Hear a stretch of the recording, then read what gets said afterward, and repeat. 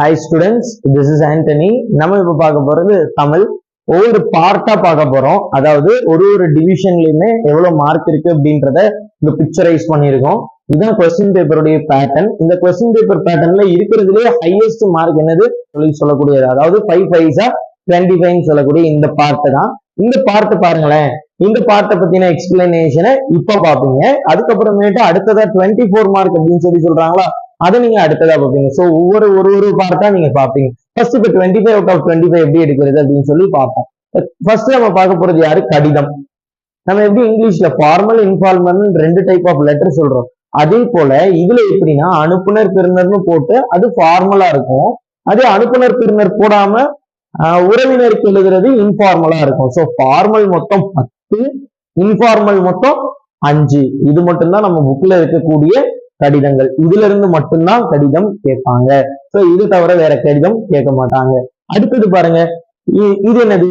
படிவம். அந்த ஒவ்வொரு படிவத்துக்குமே ஆன்சரோட ஒரு படிவத்தையும் நாங்க உங்களுக்கு என்ன பண்ணிருக்கோம், நெக்ஸ்ட் ஸ்லைட் ஒவ்வொரு படிவத்தையும் காட்டியிருக்கோம். அந்த ஒரு படிவத்தையும் நீங்க என்ன பண்ணி வச்சுக்கலாம், நீங்க எழுதி வச்சுக்கலாம். இதுக்குரிய PDF லிங்க் அப்படின்றத டிஸ்கிரிப்ஷன்ல கொடுத்துருக்கோம். அதை நீங்க என்ன பண்ணிக்கலாம், டவுன்லோட் பண்ணியும் பிராக்டிஸ் பண்ணலாம். படிவம் முடிச்சதுக்கு அப்புறமேட்டு நெக்ஸ்ட் என்னது? காட்சியை கண்டு. இந்த காட்சியை கண்டுக்கு நாங்க என்ன எழுதியிருக்கோம் அப்படின்னா, சின்ன சின்ன ஓவியம், சிங்காரோ, இந்த பாடல் இந்த கவியை நீங்க எழுதும் போது உங்களுக்கு 4 மார்க், 3.5 மார்க்ல இருந்து 4 மார்க் தான் தருவாங்க. சோ தமிழ்ல ஸ்பெல்லிங் மிஸ்டேக்கே இல்லாம எழுதுவேன் அப்படின்றவங்க நீங்க என்ன பண்ணலாம், நீங்க பிக்சர்ல இருக்கக்கூடியதை அப்படியே நீங்க என்ன பண்ணணும், பாடலா மாத்தி எழுதணும். அடுத்தது பாருங்க, நம்ம காட்சியை கண்டு கவியுரை எழுதுனதுக்கு அப்புறமேட்டு நம்ம பார்க்க போறது மொழிபெயர்ச்சி. மொழிபெயர்ச்சி அப்படின்னா என்னது?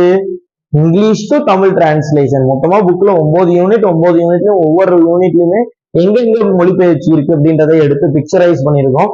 இந்த பிக்சரைஸ் பண்ணிருக்க மொழிபெயர்ச்சி எல்லாத்தையுமே நீங்க என்ன பண்ணுங்க, கைடுடைய ரெஃபரன்ஸ் மூலியமா ஒரு தடவை எழுதி பார்த்துருங்க. பிஃபோர் தி எக்ஸாமினேஷன் நீங்க என்ன பண்ணிருக்கணும், ஒரு தடவையாவது எழுதி பார்த்துடணும். அடுத்தது பாருங்க, அடுத்தது என்ன கொடுத்திருக்காங்க? செய்யுள் நெடுவினா. இது கட்டாயம் படிச்சுதான் ஆகணும். மொத்தம் 9 யூனிட்டுக்கு செய்யுள் நெடுவினா எங்கெங்க இருக்கு அப்படின்னு சொல்லி பிக்சரைஸ் பண்ணியிருக்கோம். அதாவது 1 2 3 4 கொஸ்டின்மே ரேங்க் கொடுத்துருவாங்க. அதுல எது செய்யுள், எது உரைநடை, எது துணை பாடம் அப்படின்னே தெரியாம நிறைய பேர் இருப்பீங்க. சோ அதுக்காக தான் உங்களுக்கு பிக்சரைஸ் பண்ணியிருக்கோம். இந்த லெசன் ஒரு லெசன்னா அந்த லெசன்ல எத்தனாவது கேள்வி என்னோ அந்த கேள்வி என்னது, இது இப்போ இதுல இருக்கக்கூடியது செய்யுள். சரிங்களா? இது மட்டும் நீங்க படிச்சா போதும். இதை நீங்க என்ன பண்ணிருங்க, முதல்ல எழுதி பார்த்துடணும். இது இல்லாம இந்த செய்யுள்ல நீங்க 7 லெசன் படிச்சா போதுமானது.